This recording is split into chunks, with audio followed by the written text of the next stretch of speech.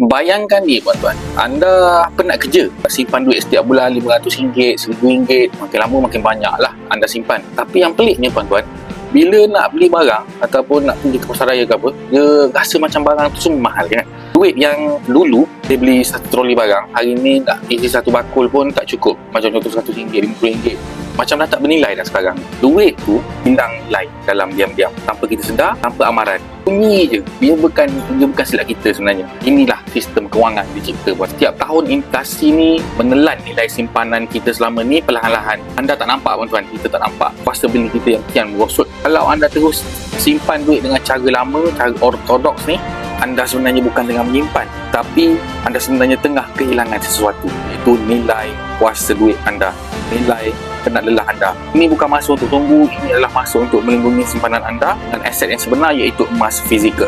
Jangan tunggu sampai duit anda tak mampu beli apa-apa lagi. Follow Haizat Ibrahim untuk belajar cara simpan emas yang sebenar, yang selamat, patuh syariah dan paling penting, tahan daripada inflasi.